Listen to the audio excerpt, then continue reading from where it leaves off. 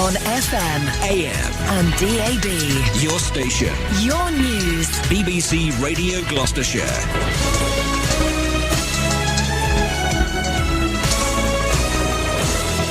I'm Claire Carter. Always great to be with you at a lunchtime during the week. Lovely to explore the world of theatre as well on this show. And you'll know the name Tweedy the Clown if you've been to Gifford Circus. Even if you've heard about Gifford Circus, you will know Tweedy the Clown really makes the show. Well, now he's making his acting debut. This is in John Mortimer's play. It's called The Doc Brief. It's on at the studio of the Everyman Theatre. I'll give you details of tickets that are still available for next week's showing. And it's very interesting how they've actually gone about preparing for a production like this.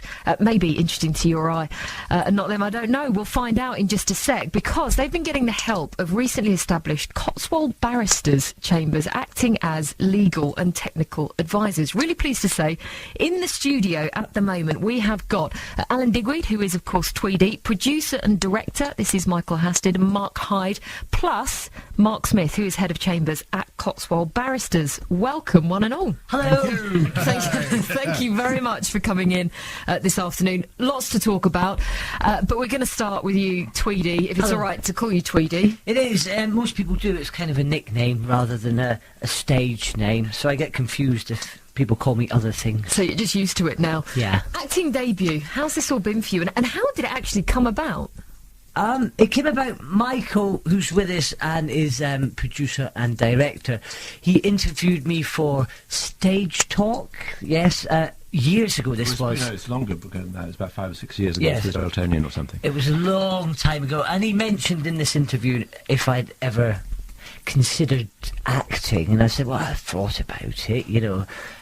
So that was kind of the seed, and then he approached me, I don't know, last year, and said, would I be interested? And I said, if the script was right, and then that's how it came about. Yeah. It's odd, because hearing this as your acting debut, I've got to admit, my first thought was, debut? Surely he's done stuff before. Because you're Tweedy, I've seen you in Gifford Circus a couple of times now, and you just think, well, surely he must have done something. No, at school I did, in sort of youth theatre a little bit, but apart from that it's always been clowning. I mean, obviously in the panto there's kind of a bit of acting, but I'm always Tweedy in the panto as well. And I think the biggest difference is there's no fourth wall in the circus of pantomime. I'm always there with the people, and, you know, if something goes wrong, that's a gift to me as a clown. I love it when things go wrong, because it let the audience know, oh, this has gone wrong. So that's kind of the main difference, is that there's this fourth wall, and I'm a character, because Tweedy, as in clowning, the difference, it's hard to say what the difference between acting and clowning is, but I think one of the main things is that with clowning it's very much an extension of your own personality. It's, you know, if I get excited at a party, it's pretty much the same as me in the circus ring at Gifford Circus. So yeah. It's about playing a different character and having that fourth wall. That's kind of the main difference, and how it makes it my acting debut. Yeah. So Michael, what then attracted you to Tweedy? He's a great character. He's very funny. He's also quite quirky. He's quite unusual, and it's always interesting to see plays or anything with somebody who's a little bit different. So I certainly had the idea and the belief that he could be good dramatically, and obviously he could do comedy. And the wonderful thing about Doc Brief is it has both. There's real tragedy in it, and there's real comedy in it. So he has the opportunity to be very sad, and he has the opportunity to be Tweedy. Talk us through the storyline. It's basically, it's a two-hander. It's a Tweedy who's playing a guy who's accused of killing his wife, and he's on trial, and the action takes place in the cell beneath the courtroom with his barrister who's been appointed to him. So for the first half of the play, they talk about how they're going to conduct the defence, and they actually rehearse the defence. So Tweedy becomes the judge, he becomes a few witnesses, they become the jury. So the first half is preparing for the trial. Then the second half is directly after the trial. And I can't give too much away about that because we don't want to spoil the ending. But there no is spoilers. There is a twist in the tale. I think we can say that. And nobody is better at twisting tales than Tweedy.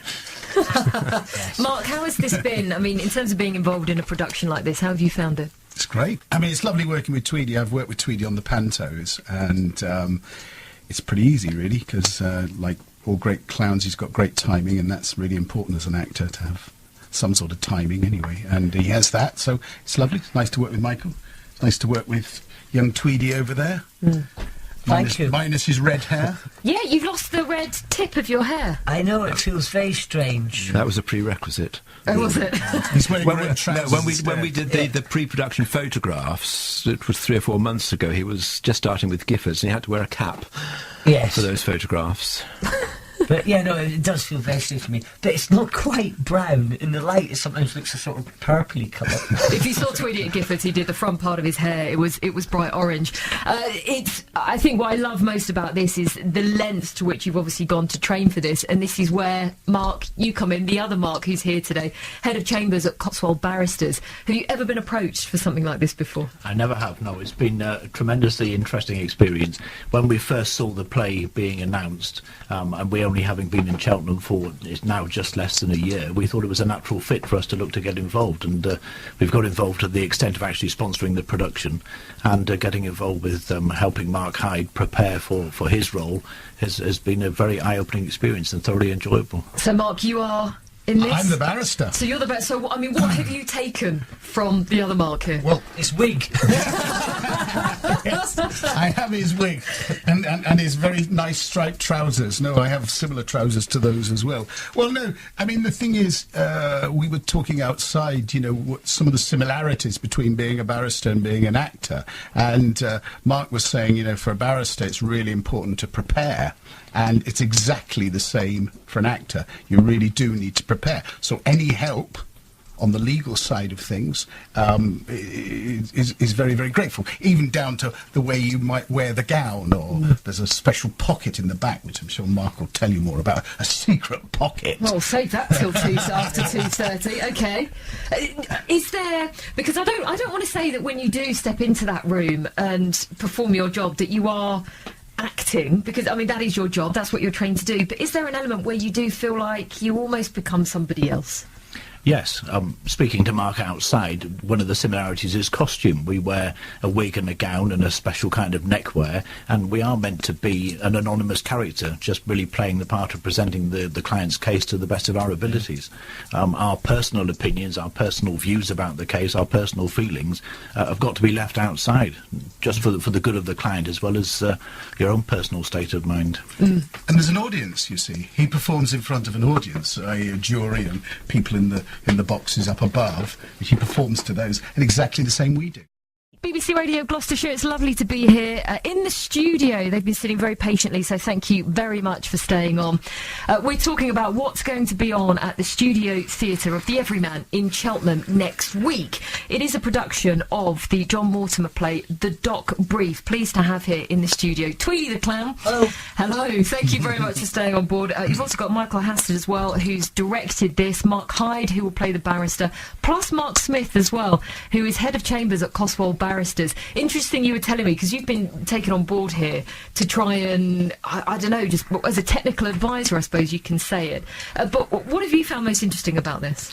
The fact that unusually in a legal drama there's quite a lot of emphasis placed on the interaction between the barrister and the client in the cells underneath the court. Most legal dramas, as you know, will focus largely on what happens in court or perhaps some investigations outside.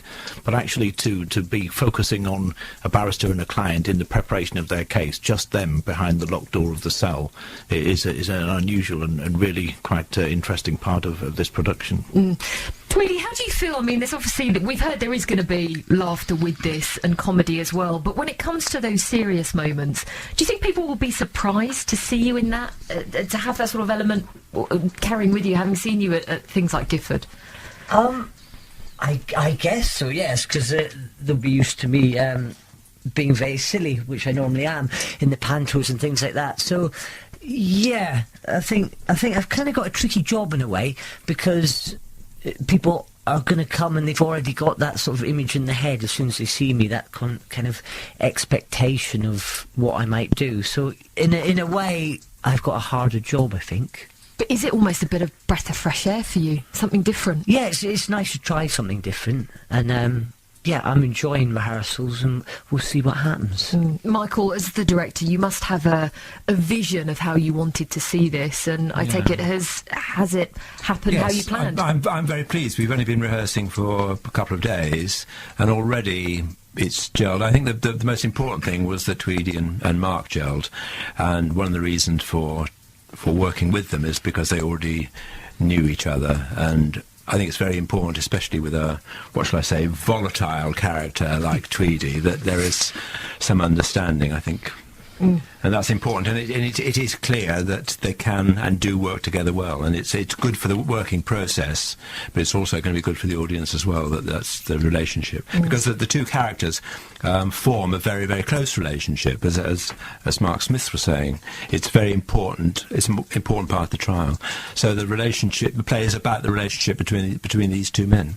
Mark Hyde, the wig, the cloak, do you think this could have been a profession you would have done in another life? Well, yes, and I'd be rich, wouldn't I? Yes, I've got a friend actually who's a barrister, and he came to see me at a show once, and he afterwards he said, "Oh, I really enjoyed the show." He said, "What do you get paid for this?" And I told him what I got for a week, and he stopped and he said, "That's what I get in an hour." It's for the love of it, yeah, surely. well, no, it's not really for the love of it. But no, yes, of course. Well, I don't know. I am what I am, aren't I? Tell me more about this little pocket pouch thing in the back of the cloak. What is this? You mentioned it earlier.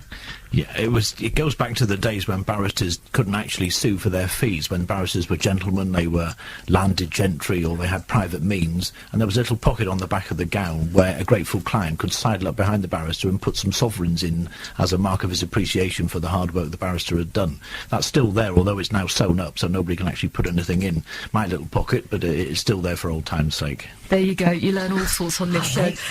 How better to understand what this is all about than to hear a bit of the play live on BBC Radio Gloucestershire. Tweedy and Mark, are you okay to perform a few minutes of what people can expect? Well, stop us when you've had enough. Please, take it away. Here we go. So this is just a section of what you can hear if you do go along next week and see the doc brief. Do take it away.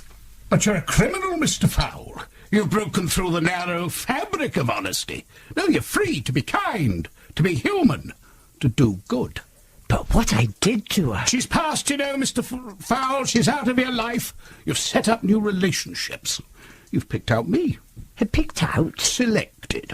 But I didn't know. Oh, you wouldn't, Mr. Fowle. That's the beauty of it. No, you came to me under a system of chance, invented like the football pools, to even out the harsh inequality of a world where you have to deserve success. You, Mr. Fowle, are my first doc brief. Your doc? Brief. You couldn't explain? Of course. Prisoners with no money or friends exist. Luckily, you're one of them. And they're entitled to choose any barrister sitting at court to defend them. That barrister, however old, is given the brief and is remunerated on a modest scale. Busy lawyers, wealthy lawyers, men with better things to do, creep out, bent double when the doc brief is chosen. We regulars, who are not busy, sit on. I've been a regular for many years. It's not etiquette, you see, even if you want the brief, you know, to wave at the prisoner or whistle or try to attract their attention by hoisting any sort of little flag. Well, I didn't know. Ah, but you can choose the most advantageous seat to sit in. It's the seat any prisoner would naturally point at. It's the seat under the window. And for 10 years now, my old friend Tuppy Morgan has bagged it each day at 10. There he sat, reading Horace and writing to his innumerable aunts. And then almost once a year, a prisoner would point him out. Oh, yes, Mr. Fowle, Tuppy was a limpet on that seat. But this morning, something, possibly a cold, perhaps death, kept him indoors. And I had his place and you'd spotted me, no doubt. Spotted you? Well, my glasses polished, my profile learned and drawn in front of the great window. Well, I never noticed. How you wouldn't, Mr. Fowle? Fabulous. Absolutely fabulous. It sounds like a great show. Thank you all so much for being here. Michael, this is on all of next week, isn't it? Starts on Tuesday through till Saturday. We're doing 9 performances in total. We've just put an extra matinee in on the Friday.